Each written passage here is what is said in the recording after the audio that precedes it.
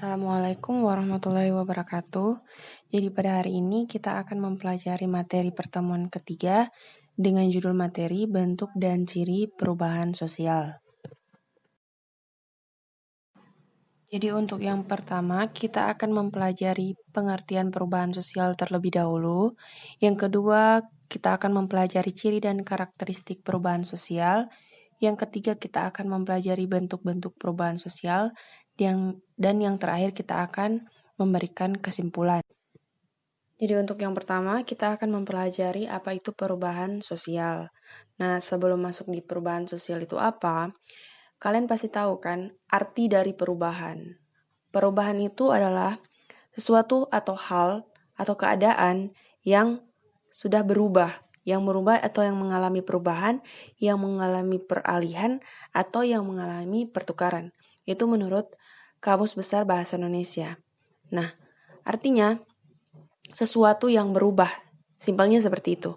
Nah, menurut Gilin dan Gilin, ketika kita membicarakan perubahan sosial, berarti di situ ada perubahan-perubahan yang terjadi, baik dari perubahan-perubahan kondisi geografis, kebudayaan material, komposisi penduduk atau jumlah penduduk, ideologi atau paham-paham tertentu yang terjadi pada masyarakat karena sudah menyangkut kata sosial. Ketika kita menyematkan kata sosial berarti sudah termasuk di situ adalah mempelajari masyarakat.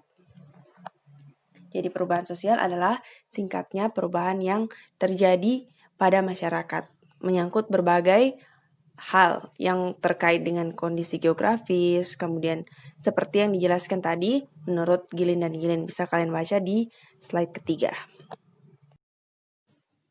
Namun yang perlu kita ingat ketika kita membahas suatu perubahan, ada dua kemungkinan yang terjadi.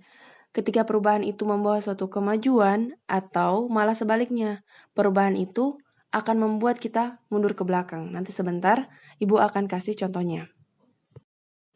Selanjutnya kita akan membahas karakteristik perubahan sosial menurut John J. Missionis. Jadi di sini menurut beliau ada 4 karakter dari perubahan sosial. Yang pertama, kalian bisa baca di sini, perubahan sosial terjadi di setiap masyarakat.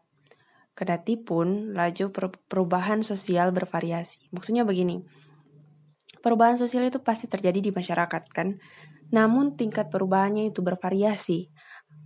Misalnya, masyarakat yang sederhana atau yang berada di desa misalnya terpencil, biasanya perubahan yang terjadi itu lebih lambat dibandingkan dengan masyarakat yang berada di kota yang maju, kemudian memiliki pengetahuan teknologi yang tinggi, biasanya perubahan sosialnya itu terjadi lebih cepat dibanding masyarakat yang berada di daerah terpencil. Seperti itu maksudnya. Nah, kemudian bisa kalian lihat juga, di situ bisa kalian baca, perubahan sosial itu sulit untuk dikendalikan atau dikontrol. Mengapa? Karena perubahan itu memang akan terjadi dalam kehidupan kita dan tidak bisa untuk dihentikan dan sulit juga untuk kita kontrol. Nah, kesimpulannya seperti ini. Mengapa perubahan sosial itu tidak dapat kita kontrol? Karena masyarakat itu tidak statis atau tidak hanya diam. Masyarakat itu pasti akan berubah. Masyarakat cepat atau lambat tetap akan mengalami perubahan. Meskipun dia tinggal di daerah yang terpencil sekalipun, dia pasti akan mengalami suatu perubahan.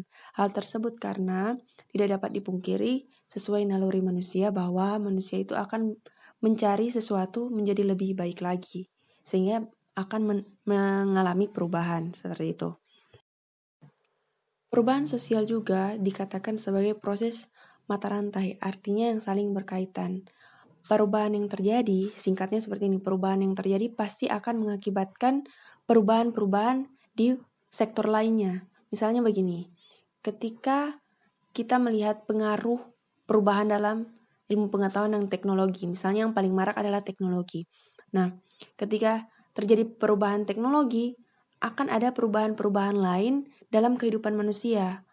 Nah, sebentar akan kalian lebih paham jika Ibu akan berikan contohnya di slide selanjutnya. Selanjutnya bisa kalian lihat contoh perubahan sosial yang terjadi. Di sini ada 2 gambar. Kita lihat gambar yang pertama, contoh perubahan sosial di bidang pertanian. Seperti yang telah dijelaskan sebelumnya bahwa perubahan sosial itu akan mengalami 2 hal. akan mengalami kemajuan ataupun sebaliknya kita akan mengalami kemunduran. Nah, di sini kalau kalian lihat gambar pertama, di sini terlihat kalau petani itu sebelumnya menggunakan kerbau atau tenaga hewan untuk membajak sawah. Namun karena terjadi perubahan di bidang teknologi, sehingga terjadi kemajuan. Petani sekarang lebih mudah membajak sawahnya dengan menggunakan alat traktor. Jelas ini merupakan suatu kemajuan bagi petani untuk membajak sawahnya. Seperti itu. Nah, jika kalian lihat di gambar selanjutnya, di sini terlihat bahwa terjadi perubahan cara atau kebiasaan dari anak.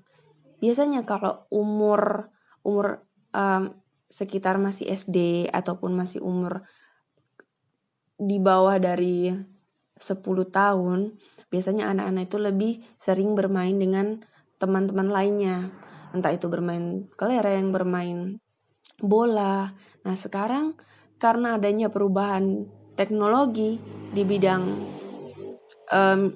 teknologi yaitu HP, laptop, dan lain sebagainya, anak-anak lebih sering menghabiskan waktu dengan menggenggam handphone dibandingkan bermain bersama teman-temannya. Nah, di sini bisa dilihat ada dua hal.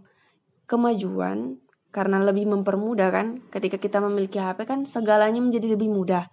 Namun di sini bisa juga kita bisa melihat kemunduran dari kebiasaan dari anak-anak. Artinya sosialisasi atau cara bersosialisasi antara anak satu dengan anak lainnya itu lebih kurang. Mereka tidak akan lebih cepat berkomunikasi dengan temannya karena lebih sering menggunakan HP.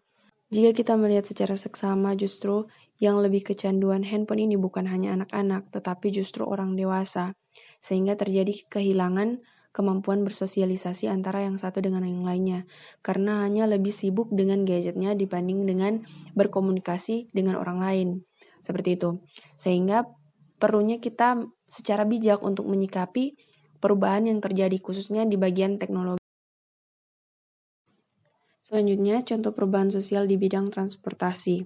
Di sini bisa kalian lihat masyarakat dulunya yang hanya menggunakan kuda, menggunakan sapi, sekarang justru lebih modern. Masyarakat sudah bisa menggunakan kapal, sudah bisa menggunakan pesawat, sudah bisa menggunakan kereta, dan lain sebagainya. Bahkan sekarang pun sudah lebih modern lagi. Misalnya contoh dekat, Grab. Ketika kita dulu hanya menahan taksi dengan cara manual, sekarang kita bisa memesan taksi, memesan ojek lewat handphone. Nah, itu yang termasuk perubahan. Dikatakan perubahan dalam bidang teknologi, dalam bidang transportasi. Makanya tadi Ibu jelaskan bahwa ketika terjadi perubahan, maka akan terjadi perubahan yang lainnya, seperti itu.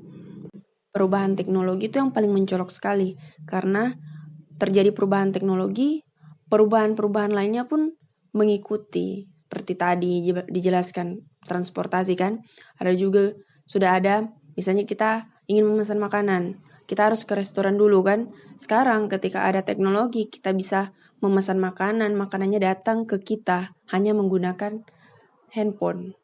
Itu merupakan suatu perubahan yang sangat berubah dari zaman dulu dengan zaman sekarang. Itu terjadi perbedaan yang sangat signifikan. Sehingga itulah yang dikatakan sebagai perubahan sosial. Selanjutnya kita akan membahas bentuk perubahan sosial. Di sini ada 3 macam bentuk perubahan sosial.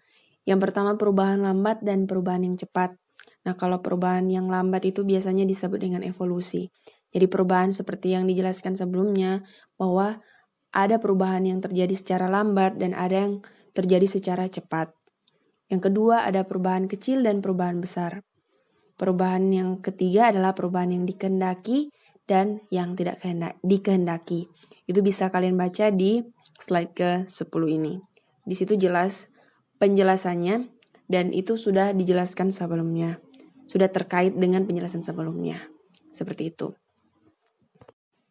Jadi untuk kesimpulan silakan kalian tulis di kolom komentar menurut kalian apa kesimpulan materi hari ini yang telah Ibu jelaskan. Nanti Ibu akan cek. di sekian materi pembelajaran pada hari ini mengenai bentuk dan ciri perubahan sosial. Mudah-mudahan materi ini bisa bermanfaat bagi kalian dan sampai ketemu di pembelajaran selanjutnya. Assalamualaikum warahmatullahi wabarakatuh.